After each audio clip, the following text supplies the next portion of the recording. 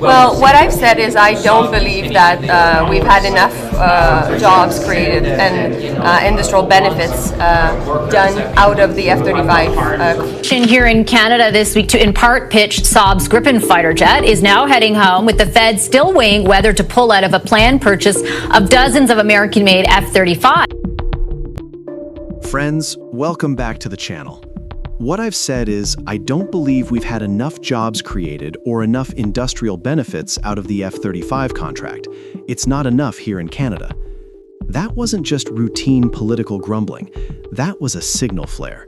Because this week, as Ottawa quietly reconsiders its purchase of dozens of American-made F-35s, Saab's Gripen fighter jet packed up and headed home, after making its pitch not just to Canada, but to a watching world.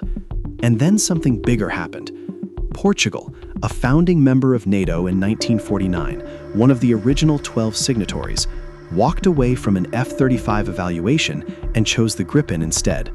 Not a hedge, not a minor procurement shuffle, a founding NATO ally declining America's flagship fighter program. The reason? According to reports citing Portuguese defense sources, concerns about political conditionality in U.S. defense relationships. Think about the optics. Portugal watched Washington's rhetoric toward Canada escalate, talk of annexation, ultimatums, pressure through shared defense structures like NORAD, and Lisbon drew a conclusion. If this is how the U.S. treats a G7 neighbor and long-standing ally, what leverage might it hold over us? Defense procurement is never just about performance specs. It's about sovereignty. Portugal's Air Force flies aging F-16AB aircraft from the 1990s. Their service life is closing fast. Modernization isn't optional. The F-35 had been the frontrunner through 2024. Financing discussions were underway, industrial offsets were being negotiated. Delegations visited Lockheed Martin facilities. The path looked set. Then, January 2026, a change in Washington, a shift in tone. Suddenly, the calculus wasn't just cost per unit or stealth capability, it was political risk. The F-35 is more than a jet. It's a networked weapons system deeply integrated into U.S. logistics, software updates, and sustainment pipelines. Choosing it binds a country tightly to American defense infrastructure. For decades, that was seen as reassurance. Now, at least in Lisbon, it appears to be seen as exposure. Choosing Gripen, especially one with industrial participation tied to Canada, sends a message: diversify dependence, protect autonomy, reduce vulnerability to political swings in Washington. If this decision holds, it may be one of the most significant NATO procurement signals in decades, not because Portugal is a military heavyweight, but because of what it represents: a crack in the assumption that alignment with the US automatically equals stability. When allies start pricing political unpredictability into weapons contracts, that's not just a sale lost, that's a strategic shift. And Canada? It now sits at the center of a very uncomfortable conversation about jobs, sovereignty, and whether buying American still guarantees security or just dependency. This story isn't about one fighter jet, it's about trust. Now, here's where it turns from procurement story into geopolitical warning shot. According to reports circulating in European defense circles, the pressure wasn't subtle. Ambassadorial warnings about reconsidering NORAD cooperation, commerce-level threats hinting Canada's Five Eyes status could be questioned. The message, implied or explicit, was clear: buy American or face consequences. Even if some of that rhetoric was bluster, the signal landed. Portuguese defense planners aren't sentimental, they're analytical. And they started asking the kind of questions bureaucracies rarely say out loud. If Washington can threaten Canada, its NORAD partner, its closest military collaborator, over fighter procurement, what happens when Lisbon disagrees with US policy on sanctions, trade, or China? If logistics chains for the F-35 are controlled through American software updates, spare parts pipelines, and export authorizations, what prevents that leverage from being used politically? The F-35 isn't just an aircraft, it's an ecosystem. Sustainment flows through US-controlled systems. Software updates are centralized. Certain components remain subject to American export rules. That's manageable when trust is stable. It's risky when politics become volatile. So the calculus shifted. American fighters create American leverage. American leverage creates vulnerability. Vulnerability is unacceptable for a sovereign state. Portugal didn't denounce the United States. They recalculated risk. The reported proposal on the table, 18 to 24 Gripen E fighters. Delivery window 2029 to 2032. Estimated program cost roughly 2.5 to 3 billion euros. Aircraft, integration, training, support. But here's the strategic core. Diversified supply chains. Swedish design, Canadian assembly, British engines, European sustainment footprint, fewer US-controlled choke points, reduced exposure to American export restrictions, greater operational autonomy. That isn't anti-American sentiment, it's hedging against political uncertainty. Defense procurement always reflects threat assessment, and increasingly, allies are factoring political unpredictability into that equation. When alliance trust becomes a variable instead of a constant, procurement stops being about hardware. It becomes about sovereignty insurance. And that shift? That's far bigger than 24 fighter jets. If this holds, it's the kind of procurement decision that echoes far beyond the hangar floor. For Lockheed Martin, 18 to 24 jets isn't a balance sheet disaster. It's the symbolism that stings. Portugal isn't just another mid-sized buyer. It's one of NATO's original 12, a country that signed the North Atlantic Treaty in 1949. When a founding member walks away from an F-35 evaluation and does so citing political risk, every allied capital takes note. Because precedent is powerful. If Lisbon frames the decision as sovereignty preservation rather than budget trimming, it changes the permission structure across Europe. It signals that opting for alternatives isn't ideological defiance, it's strategic hedging.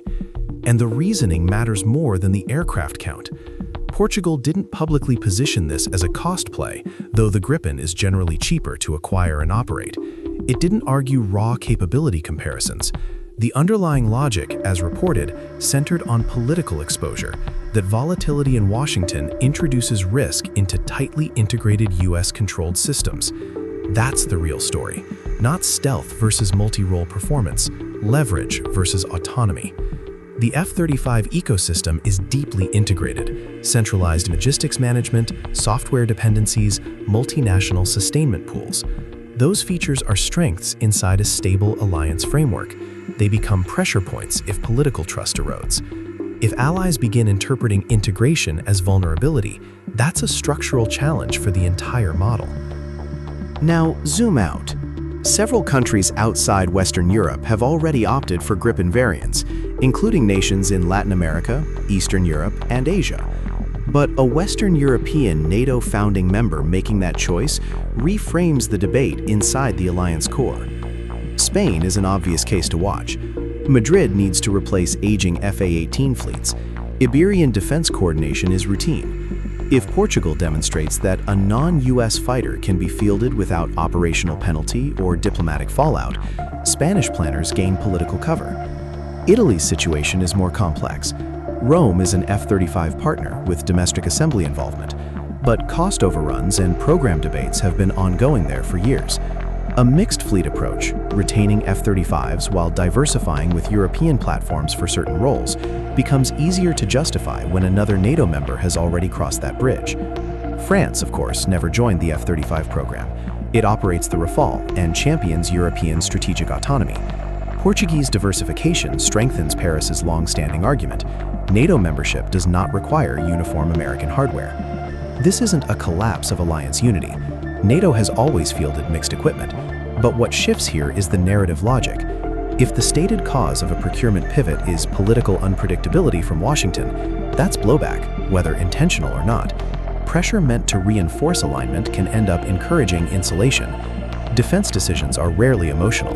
They're actuarial. They price in risk.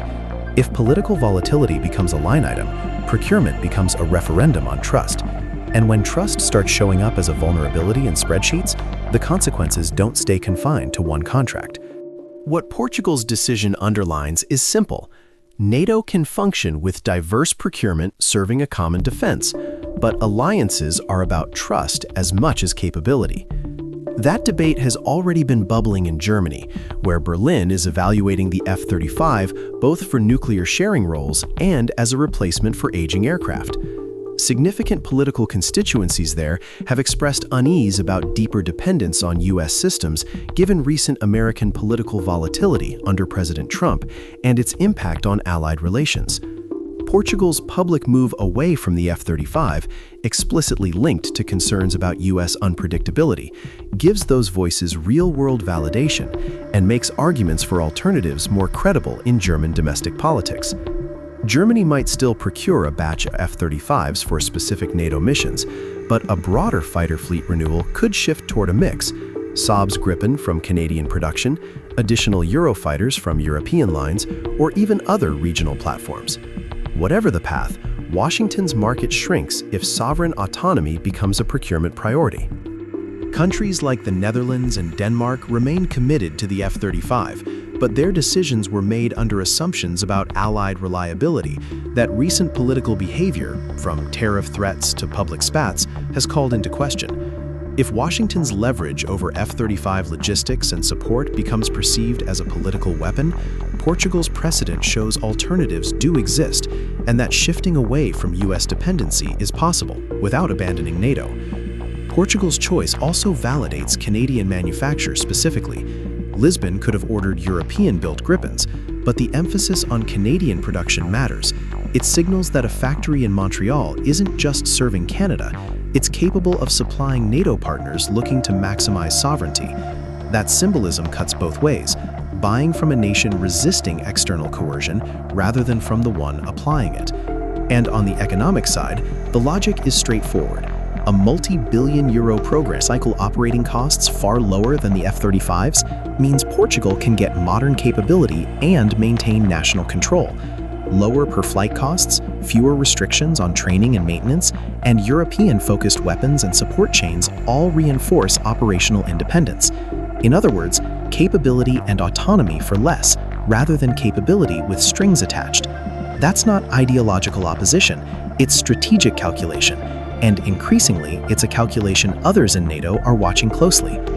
Gripen was designed from the start to integrate European weapons. Meteor, Iris-T, European-guided munitions, they slot in without asking Washington for permission. Saab works on European timelines with European contractors aligned to European operational needs. By contrast, integrating non-US weapons onto the F-35 requires American approval, American prime contractors, and American scheduling. That's not conspiracy, that's how the program architecture works. It's centralized, it's controlled, it's efficient inside a trusted system. But if trust wobbles, control starts to look like constraint. For Portugal, the issue wasn't just sovereignty in the abstract, it's about the missions they actually fly. Air policing, maritime patrol over the Atlantic, NATO rotations. They need flexibility, predictable sustainment, and autonomy in training cycles. Gripen offers that with fewer external choke points. And this is where the political backfire becomes stark. Rhetoric meant to demonstrate strength instead signaled unpredictability. Pressure intended to enforce alignment triggered hedging. The louder the ultimatums, the clearer the vulnerability looked. No marketing campaign from Saab could have made the case as effectively as visible political volatility did.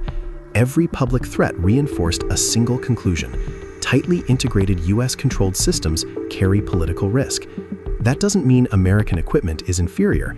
It means political risk is now part of the cost calculation. And here's the uncomfortable reality for Washington and Lockheed Martin. Even if political leadership changes in the future, the precedent doesn't disappear. Risk, once demonstrated, gets priced in permanently. Procurement cycles stretch decades. Defense ministries plan beyond election calendars.